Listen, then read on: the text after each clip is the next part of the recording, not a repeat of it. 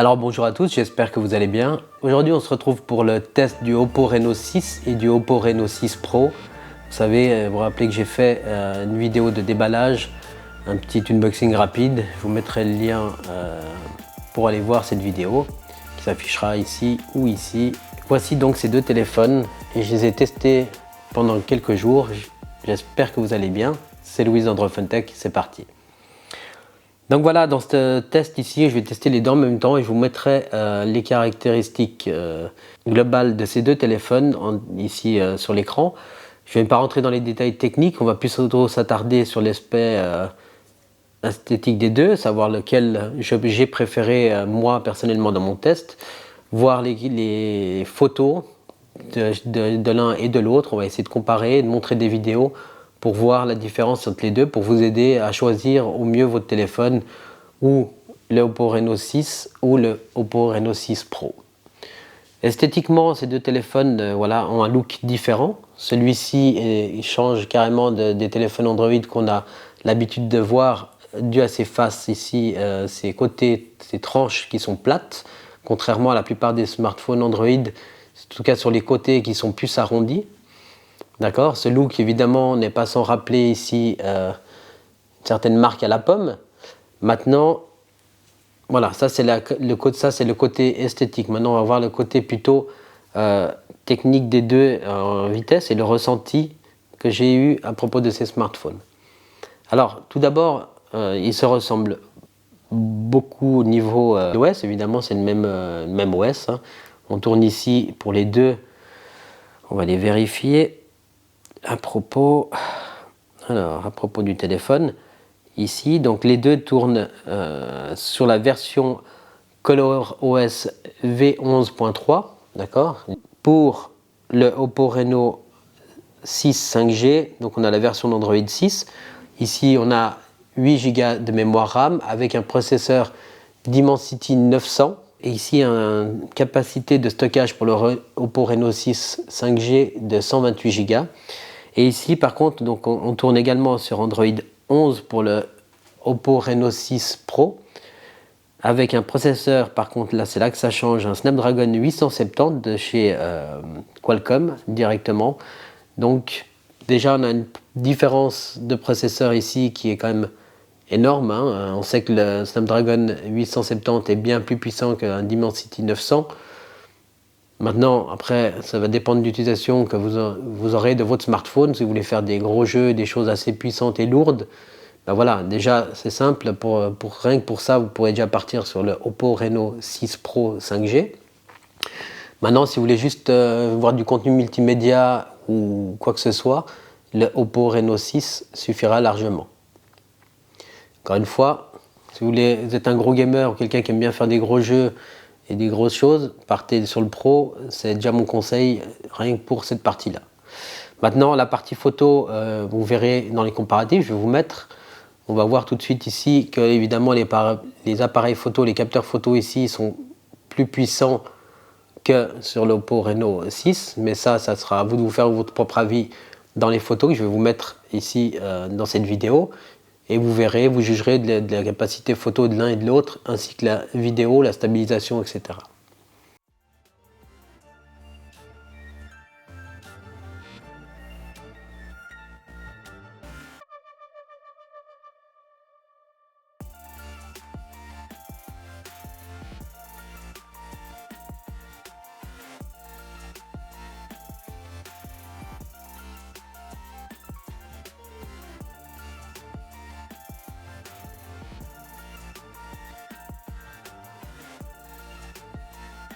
Alors là, on teste le téléphone, on teste le Oppo Reno 6 à 60 images par seconde en 1080. Vous voyez ce que ça donne ici.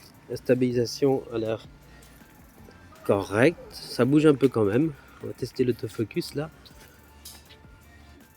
Hop. Alors on voit clairement qu'il est moins réactif que sur le 6 Pro. Mais ça fera le travail. Ici.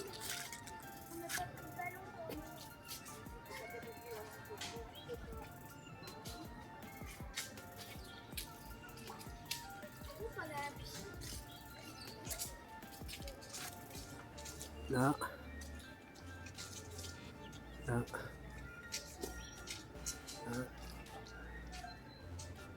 là. Il est quand même moins rapide.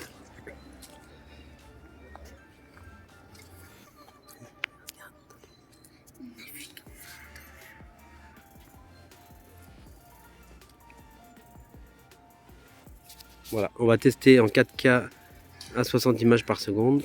Alors là, on teste en 4K à 30 images par seconde. On voit que la stabilisation, comme pour le Oppo Reno 6 Pro, est moins bonne en 30 images par seconde. On va passer tout de suite en 60 images par seconde. Hop. Allez. Donc là, on va rester en 30 images par seconde à 4K, car la 4K à 60 images seconde n'est pas disponible sur ce Oppo Reno 6, du moins pas pour l'instant. Elle est là, mais on ne peut pas l'activer. Elle est grisée. Voilà. Donc là, on est toujours sur le Oppo Reno 6. On teste la caméra frontale ici, que vous voyez. Et on voit là, ici la luminosité, ce que ça donne. Ouais, ça reste un peu explosé derrière, mais ça va. Ça semble correct et la stabilisation a l'air bonne. Je marche, normal. Ça bouge un peu, mais ça devrait le faire quand même, mais ça bouge.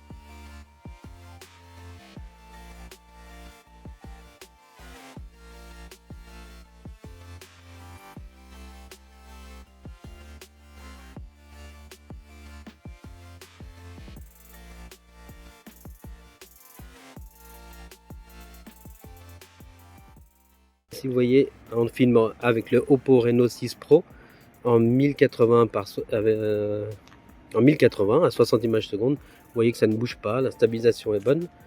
Et vous voyez ici l'autofocus, on va voir ce que ça fait. Nickel, parfait. L'autofocus est instantané, il n'y a rien à dire là-dessus. Très très belle vidéo et surtout la stabilisation a l'air très correcte. Ici, comme vous pouvez le voir,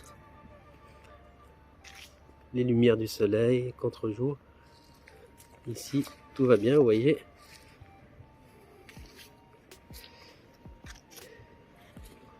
On va tester le zoom ici.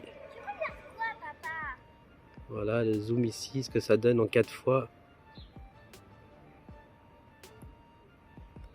Et là, on est au grand angle, ça c'est bon. On va passer maintenant à la... Alors là, on est en 4K à 30 images par seconde. Vous voyez ici ce que ça donne également. La stabilisation, hein, on sent déjà qu'ici, ça pêche un peu. Ça a l'air moins fluide qu'avant. Là, je filme ici. L'autofocus, par contre, se fait parfaitement bien. Et on voit que la stabilisation est moins bonne en 4K à 30 images par seconde. On va tester la 4K à 60. Alors voilà, là on est en 4K à 60 images par seconde. Vous voyez ici que la stabilisation est meilleure qu'en 30 images par seconde. On va savoir pourquoi. L'autofocus ici, parfait toujours. Impeccable. Ça fait le travail. Papa, Oui, je pourrais te dire, pourquoi tu filmes avec ce téléphone? pour les tests de la chaîne. Ça veut dire Attends, bouge quoi pas. le test? Donc là, ici, je filme avec le Oppo Reno 6 Pro, avec la caméra selfie. Ouais, comme ça, vous pouvez voir ce que ça donne ici. On voit que ça reste très explosé, c'est surexposé un peu, mais ça va, ça fait le taf. La stabilisation, bon, ça bouge un peu, mais voilà, pas mal. Donc là, c'était la partie photo et vidéo. Maintenant, on va passer à la partie jeu.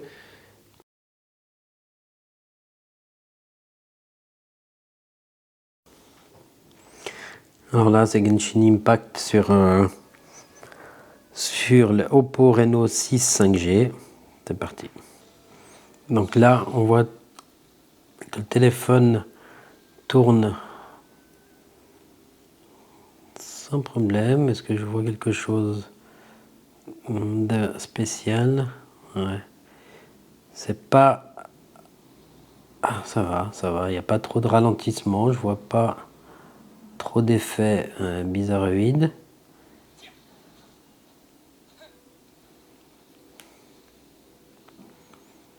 Ça a l'air de bien se comporter. Vraiment, ça a l'air de bien réagir. Le Dimensity 900, pour rappel, ici dans le Oppo Reno 6, a l'air de très bien se comporter. Je suis étonné tant bien. Parce que franchement, ça fait bien le travail. Est-ce qu'il chauffe ou pas, ça on va voir dans un moment. Pour l'instant, ça a l'air d'être pas mal du tout. Donc jusqu'ici, il n'y a aucun problème de ralentissement. On verra après le Oppo Reno 6 Pro comment il se comporte, mais jusqu'ici en tout cas, Genshin Impact, qui est un des jeux les plus lourds du Play Store, hein, pour rappel, se comporte vraiment de façon agréable. On va voir maintenant ici, hein, il est un tout petit peu chaud, mais rien de bien méchant, et on voit ici, il est à, le CPU est à 36 degrés ici, donc vraiment, ce qu'on voit bien ici en haut à gauche, 36 degrés ici, donc vraiment, pour l'instant tout bien. Alors j'ai laissé les paramètres par défaut, je n'ai rien touché, et vous voyez que la qualité du jeu est très bonne, et vraiment ça se comporte hyper bien ici, on voit que c'est très bien fait.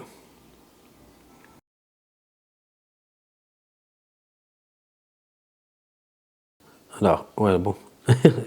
Ok, vu comme ça, la Dimensity se débrouillait bien, mais on voit ici que la fluidité, vous voyez, est beaucoup plus importante ici sur le Oppo Reno 6 Pro 5G. On voit ici que je pense qu'il tire pleinement parti du processeur Snapdragon 870. Donc là, on voit clairement que le jeu Genshin Impact, pardon, tire pleinement parti du processeur Snapdragon 870. Ce qu'on voit ici, contrairement au processeur Dimensity 900 du Oppo Reno 6, qui fait le travail, clairement, hein, j'ai pas vu de ralentissement ou de bug d'affichage, mais par contre, on voyait qu'en tour pivotant dans tous les sens, ça pivotait, mais pas à la même vitesse ici que le Snapdragon 870, qui fait ça beaucoup plus rapidement et d'une vitesse incroyable. Vraiment, ce processeur est très bon en termes de rapport qualité-prix et puissance. C'est vraiment un des meilleurs processeurs du moment. Évidemment, il y a le 888, le Snapdragon 888, mais qui est lui très puissant, mais qui est lui effectivement aussi beaucoup plus cher qu'un 870. Donc là, voilà, c'était la partie jeu. Et audio, on va aller voir sur YouTube ce que ça donne également et voir l'image. Alors voilà, ici, avec la luminosité à fond, ce que ça donne, je mets le Pro en haut et le non Pro en dessous. Vous voyez là ce que ça donne. Oui, il y a également une fourre, il y a un code qui est fourni avec, c'est très bien fait. La part de chez Oppo, c'est très... Elle est ici. Vous voyez ici donc ce que ça donne sur le Pro au-dessus et le non Pro en dessous. Vous voyez, les petites bulles ne sont pas gênantes et vous voyez la luminosité de chacun des téléphones. Reno 6 normal. Alors voici, niveau audio, ce que ça donne sur le Oppo Reno 6 5G. Donc un seul haut-parleur.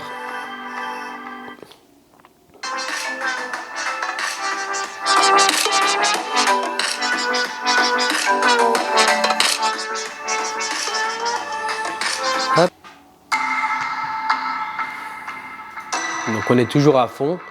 On est sur le Oppo Reno 6 Pro ici et vous voyez ce que ça donne. Ça va apporter une immersion plus grande sensation de profondeur avec ce dual speaker qu'un seul haut-parleur. En tout cas, c'est mon avis. On va avancer également. Vous voyez ici, donc ça sort en haut et en dessous également. Maintenant les deux, voilà. Au niveau du poids, ça se tient. Un peu plus léger peut-être le Reno 6, mais vraiment ça se tient au niveau du poids. La prise en main est très agréable. Je préfère évidemment celle du Oppo 6, qui a les angles plus arrêtés, on va dire, donc qui aura moins tendance à glisser dans la main que celui-ci. De ce téléphone, les capteurs d'empreinte fonctionnent très bien tous les deux. Ça, c'est aucun problème là-dessus. Donc si on part ici sur le Oppo Reno 6, hop, je vais vous montrer ce que ça donne ici, le 90 Hz.